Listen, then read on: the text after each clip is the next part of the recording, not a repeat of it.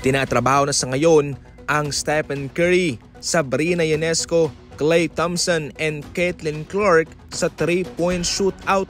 Ayon sa impormasyon, magkakampi sina Stephen Curry at Sabrina Ionesco.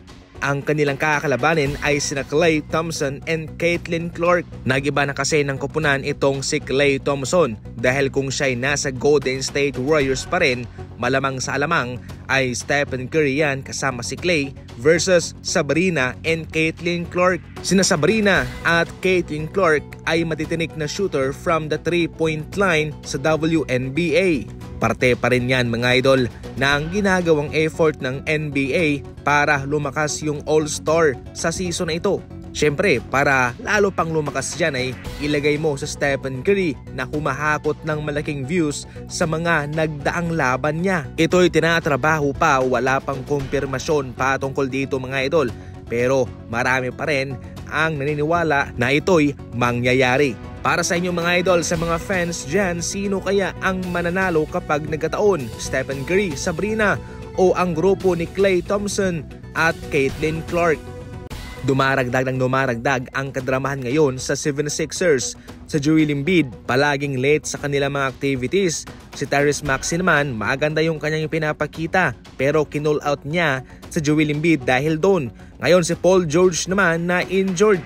Maliit na numero ang kanyang kinakamada, ang kanyang ina-average sa ngayon at heto pa, dumagdag pa itong podcast ni Paul George na magre-react daw siya kung sino ang nag-leak sa kanilang meeting sa Sixers. Aba, akalain yung mga idol siya pa mismo ang magre-react niyan. Parang ginawa raw clickbait ni Paul George ang kanilang issue ng kanyang sariling kupunan. Kabilang lamang yan sa mga pinagdaraanan ngayon ng Sixers at ng kanilang mga manlalaro. Hawak nila ngayon ang worst record sa NBA na 2 wins and 12 losses. Mukhang hindi seryoso ang mga manalarong ito sa kanilang kupunan. 4 na linggong matetenga itong si Vince Williams Jr. ng Memphis Grizzlies. Nagkaroon siya ng grade 3 right ankle sprain. Isa na siya ngayon sa mga maraming manalarong na injured para sa Memphis Grizzlies mga idol.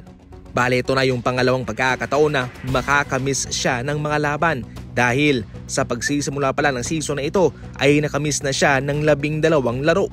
Siya ay nag-average ng 5 points, 3 rebounds and 3 assists sa kanyang 2 laro. Ipinasok siya sa rotation ng Memphis Grizzlies dahil marami ang na-injured sa kanila, si Ja Morant, Zach AD at JJ Jackson. Pero kung tutuusin daw ay naging healthy daw ngayon ang kanilang roster kumpara noong nagdaang season kung saan muntika na silang maubos. Ngayon sila ay naghihirap mga idol. Mayroon silang kartadang 9 wins and 7 losses at pang-8 sa Western Conference.